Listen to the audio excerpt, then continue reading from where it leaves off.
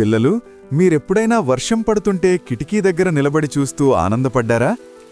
ఆకాశం నల్లగా మారి వర్షపు చినుకులు పడుతుంటే మన మనసు కూడా మారిపోతుంది కదా.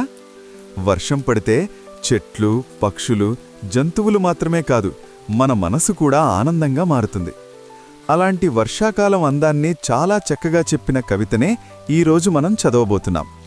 ఆ కవిత పేరు బరస్తే బాదల్. కవి పరిచయం: సుమిత్రానందన్ పంత్ గారు ప్రకృతి అందాన్ని ఎంతో మమకారంతో వర్ణించిన గొప్ప కవి. వర్షం, చెట్లు, ఆకాశం వంటి ప్రకృతి దృశ్యాలు ఆయన కవితల్లో ఎక్కువగా కనిపిస్తాయి. ఆయన 1900 సంవత్సరంలో అల్మోరా అనే కొండ ప్రాంతంలో జన్మించారు. హిందీ సాహిత్యంలో ఆయనకు ప్రత్యేకమైన గుర్తింపు వచ్చింది.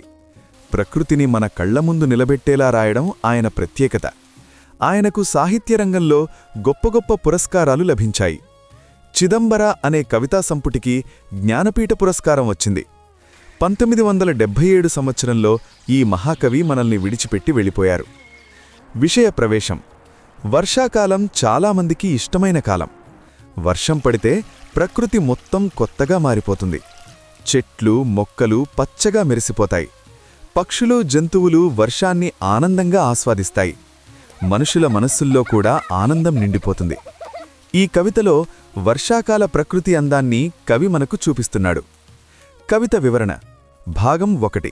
కవిత: ఝంఝం ఝంఝం మేఘ్ బరస్తే హై సావన్ కే, ఛం ఛం ఛం గిర్తీ బూందే తరువోసే ఛన్కే.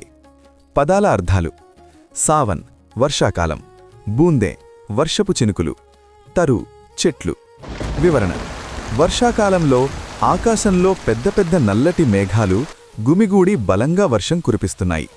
చెట్ల ఆకుల నుంచి వర్షపు నీరు చినుకులుగా శబ్దం చేస్తూ కిందపడుతోంది. భాగం 2. కవిత: చంచం బిజిలీ చమక్ర హీరే ఉర్మే ఘన్కే, థమ్ థమ్ దిన్కే తమ్మే సప్నే జగతే మన్కే.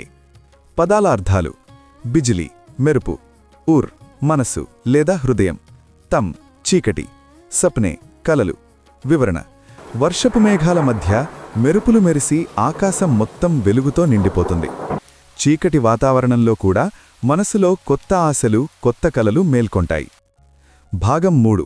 కవిత: దాదుర్ టర్టర్ కర్తే ఝిల్లీ బజతీ ఝన్ఝన్, మ్యావ్ మ్యావ్ రే మోర్ పియూ పియూ చాతక్ కే గణ్. పదాల అర్థాలు: దాదుర్ కప్పలు, ఝిల్లీ వర్షాకాల పురుగులు, మోర్ నెమలి, చాతక్ వర్షాన్ని ఇష్టపడే పక్షి, గణ్ గుంపు. వివరణ: వర్షం పడుతుండగా కప్పలు, వర్షాకాల పురుగులు తమ శబ్దాలతో ప్రకృతిని సంగీతంలా మారుస్తున్నాయి. నెమళ్ళు, వర్షాన్ని ఇష్టపడే పక్షులు ఆనందంగా అరుస్తూ వర్షాన్ని స్వాగతిస్తున్నాయి. భాగం 4. కవిత: ఉడితే సోన్ బలాక్ ఆర్ద్ర సుఖ్సే కర్క్రందన్, ఘుమడ్ ఘుమడ్ గిర్ మేఘ్ గగన్ మే భర్తే గర్జన్.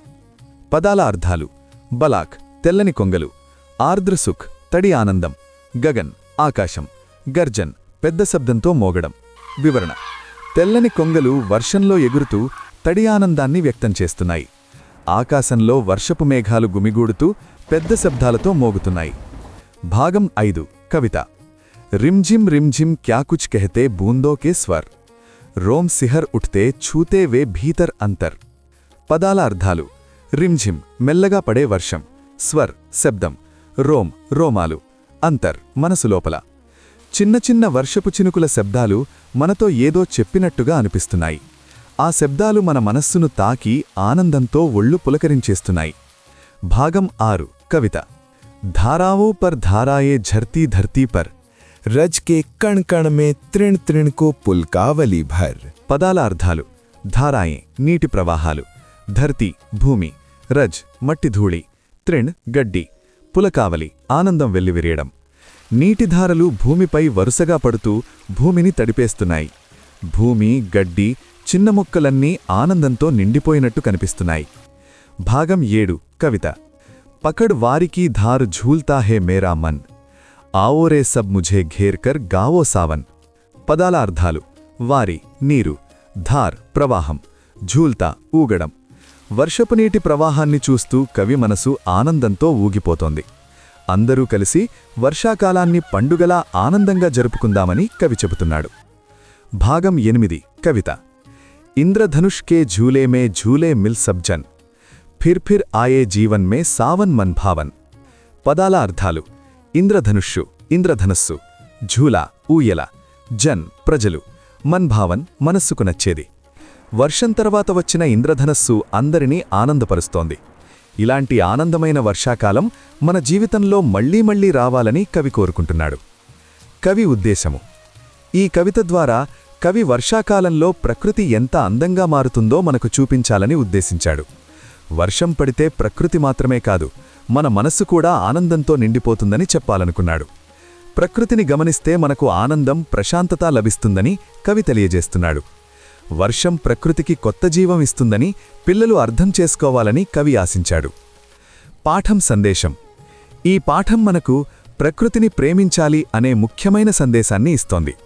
ప్రకృతి మనకు ఆనందమిస్తుంది కాబట్టి దాన్ని కాపాడుకోవాలి అని ఈ కవిత చెబుతోంది. వర్షం, చెట్లు, పక్షులు అన్నీ కలిసి జీవితం అందంగా మారుతుంది అని ఈ పాఠం తెలియజేస్తోంది.